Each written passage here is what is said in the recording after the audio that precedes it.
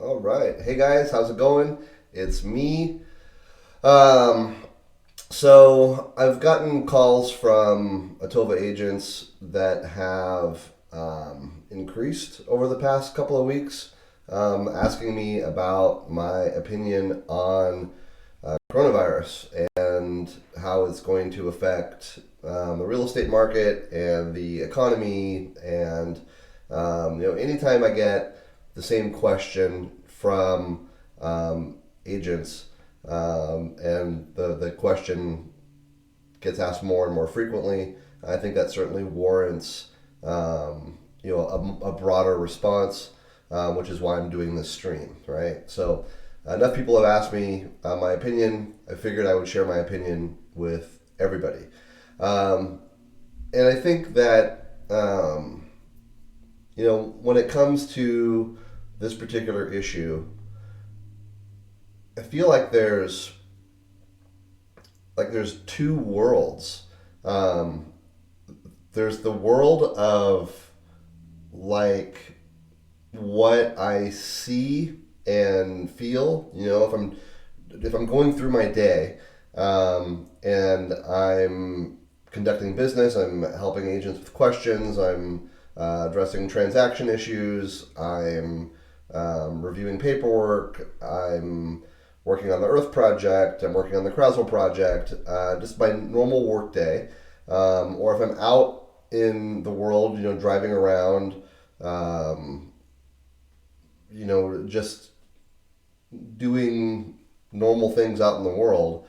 If I'm not thinking about it, if I'm not thinking about coronavirus, and I'm not watching the news or online, on social media, um, then I'm not really. It doesn't feel like anything's different, right? So, two worlds. The world of what am I experiencing currently in my life, and what do I see online and in the media. So, if I recount every day for the past 2, 3 weeks, every day is my life feels totally normal, but there's this like explosion going on online and in the media. And it's just kind of weird. Like I can go through like 4, 5, 6, 7 hours of doing my day, and really have no inclination that anything is going on at all. And then I hop online and it's like, oh my gosh, everything is falling apart. Um, so it just feels strange, I guess, is my preface. Um, so um, with that being said, though, I do want to talk a little bit about my opinion um, on the matter, in I guess three regards. One regard is um, actual health and safety. The other regard is the economy, on a broad level, and then the third would be the real estate market. And I think I'll start with the real estate market, just because that's what most agents have been asking me about is, hey Steve, how do you think this is going to affect the market? And I haven't seen any impact on the market yet. In fact, the market feels very, very normal, for this time of year and for where the market was headed. Coming out of last year and into spring this year, it feels like it is normal. Listings are going on the market. There's still 6, 7 showings and multiple offers and competing offers. That happened. Just this weekend we were still experiencing that, and so I'm not feeling any change in the real estate market at all yet. Who knows what the future will hold? But as of right now, I'm not seeing anything that is alarming from the market's going to slow down or stop. I'm just not seeing that right now. I think that um, there very well may be an impact in the market, but that the market is going to be offset So whatever reduction in market activity occurs due to coronavirus, I think will be offset by others reacting a different way to coronavirus. So what do I mean? So um, might a buyer say, "Hey, I'm going to hold off on buying until I know what's going to happen with the economy"? Sure, but for every buyer that holds off on buying pending what happens with the economy, there's going to be another buyer that is, in one of our feeder markets. It's like, I got to get out of here and I want to move to Boise now, right? We're going to accelerate our timeline and we're going to move sooner. So I think you're going to see some people holding off on things and other people accelerating things. And I think to a certain extent, those things are going to offset each other. Same thing on the listing side. We want to wait to see what happens with the economy and with coronavirus before we put our home in the market, because we're not sure about where we would move and how that would all work. So we're going to wait to sell our home. While others might be, oh my gosh, what happens if the economy tanks home values? Maybe we should get our home on the market sooner so that we're safer. So I think there'll be some of that type of stuff going on where people are making plan changes, but things are happening on both sides of the road, and therefore you could get this kind of equilibrium that's achieved. I think that's probably, if I had to estimate what I think is going to happen in the months ahead, that would be my opinion at this point. So from a real estate market perspective here in the Treasure Valley, I'm not terribly concerned. I'm always concerned. You always have a healthy level of concern about the market in general. But I don't necessarily think that the coronavirus is cause for any additional concern when it comes to our market. I could be wrong, but that's my objective opinion at this point. Coronavirus in regards to the overall economy. That is, I think, where our greatest risk is by far. Our greatest risk is fear causing panic, resulting in economic madness. And we'll come back to that. And then the last layer was actual health and safety. Anything that results in people getting sick and people dying is a bad thing. So I certainly don't want to make light of coronavirus. But at the same time, it's really, really important to maintain perspective. And I think that the public at large has lost that perspective, which is thereby resulting in that fear, thereby resulting in that economic impact that we're all seeing in the markets, in the stock market, and everybody's fleeing to cash right now. So the stock market is going down, gold and silver are going down, cryptocurrencies are going down. Everybody's fleeing to cash because it's perceived as safety. If I have more cash, then I'll be able to buy more toilet paper. And so that's kind of how people are, right? So it's a flight to cash because there's a perception that if I have more cash, I'll be able to withstand things better. So when I was a kid, there was most of you guys will probably know who Dr. Drew is. Dr. Drew has become kind of the media's sweetheart when it comes to having Dr. Drew on the Tonight Show or on the Today Show or on Oprah. Dr. Drew is just kind of everywhere, and he's in that position as a result of back when I was a kid, there was a show in Southern California where I grew up. I tell everybody I'm a native Idahoan at heart. I've been here now for almost 20 years, but I did grow up in Southern California. And when I was a kid, 16, 17, 18, 19, listened to a radio station down there called K-Rock. And K-Rock on Sunday evenings had a show, the radio show called Loveline. And Loveline was, teenagers would call in and they'd say, this is my problem with my boyfriend or my girlfriend, and and other stuff, drug problems. And Dr. Drew was one of the hosts, and he would listen to the kids talk and he would offer advice. That's kind of where Dr. Drew got his start, was as a host of that radio program on K-Rock in Southern California in the late 80s. So it's weird that Dr. Drew has become kind of this national phenomenon and very well respected. But anyway, that's an aside. I wanted to share with you guys a couple videos where he is commenting on things, and so let's listen to those now.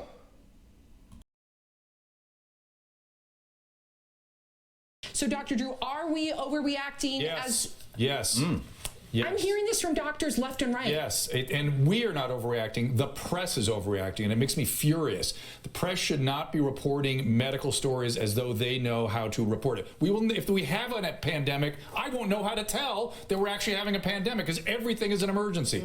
People that are infectious disease specialists, the CDC, the epidemiologists, need to take this very seriously. The press needs to shut up, because you're more likely to die of influenza That's what doctors are saying. However, I'm not trying to go against you, but I have a question. It has now beat SARS in terms of fatalities, 362, and they're saying but its fatality rate is still lower. But they're saying it spreads fast. It's a mild illness. It spreads all over the place, and it's only out of these 17,000 documented. In the future, if there's an illness that's far more severe, and we've gone through all these iterations of the press saying, hey, this is a horrible epidemic, then in the future, when a real horrible epidemic comes, are we all going to be desensitized to it? Right? That's what he was saying in that first part.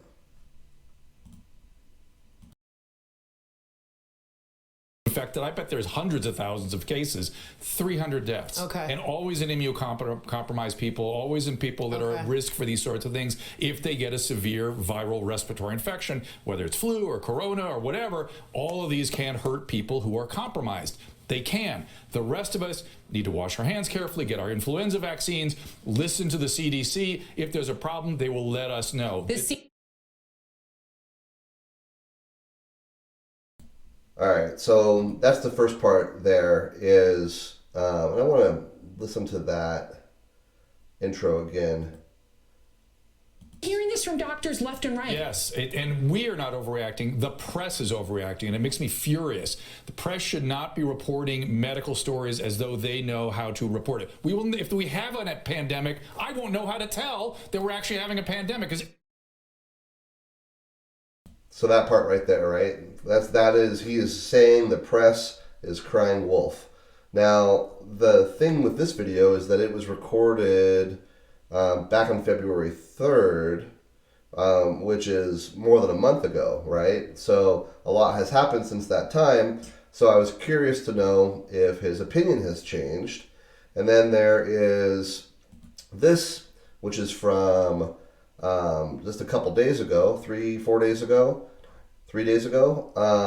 And let's listen to this really quick. Fact and fiction. What is real?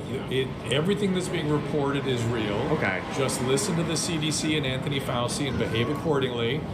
And remember, we have 24 million flu cases, 280,000 people hospitalized, 16,000 dead from the flu. Every report on corona should end with, get your flu shot. Get your flu shot. Way more likely to kill you than corona. Now, corona is a serious thing. For people that are in infectious disease and epidemiology, they need to put this thing to rest. They will. And all we have to do is follow their directions. But the panic that the press is creating is unconscionable. It's interrupting the supply line. Now, my elderly patients are... Unconscionable. The panic that the press is creating is unconscionable. That summarizes it in a nutshell, honestly. I mean, that is, I think that is all the perspective that you need right there. Certainly it's a real disease. There's real problems. It's worthwhile to take precautions, especially when you consider this next video here, which talks about, I was reading the other day something about, what was it called? Herd immunity. And I wanted to share this video with you guys as well. Health officials agree that we are past the point of containment. We're not stopping this thing, and instead we're into mitigation. And one of the primary concepts there is what's called flattening the curve.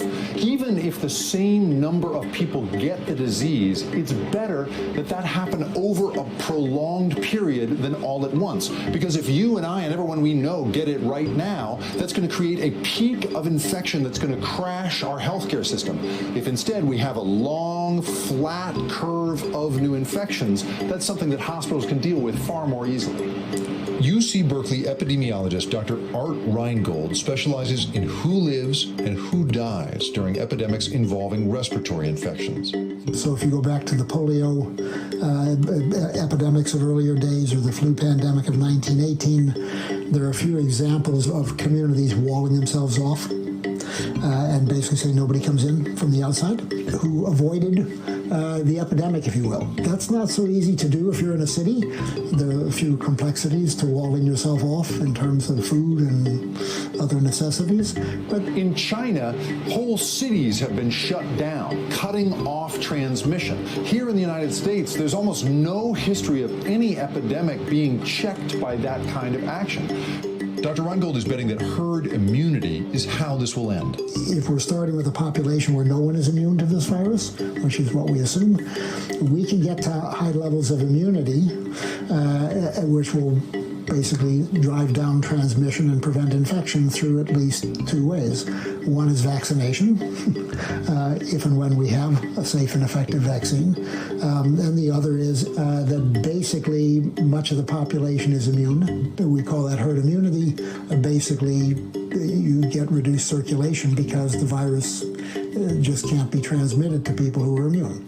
We would rather do it through a vaccine, but a vaccine is not going to be here in time to allow us to do that at least for 12 to 18 months.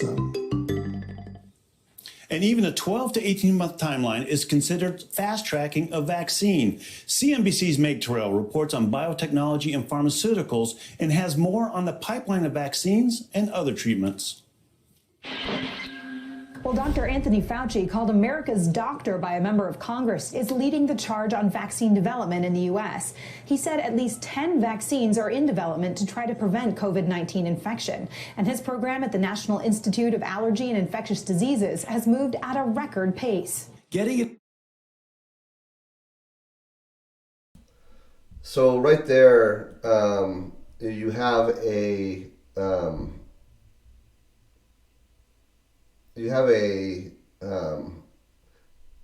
two things that are happening. I mean, we're seeing suspension of, like, the NBA suspended its season, the NHL is considering the same, Major League Soccer has suspended its season, there's the travel ban from Europe, there's, South by Southwest got postponed, big music festival, I think Treefort was just postponed.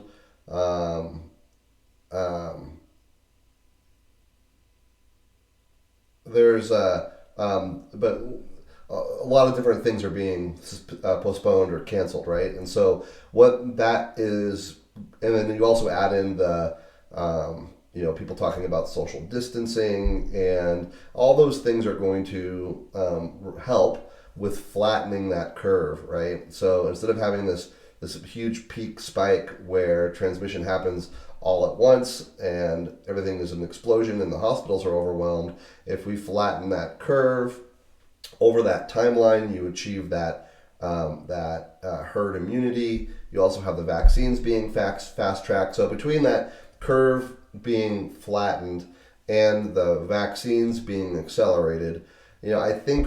Oh, and also I've been thinking about the fact that, it's nice that we're going into spring, and not and versus going into winter. You're going into winter, everybody's indoors, in closer contact with each other.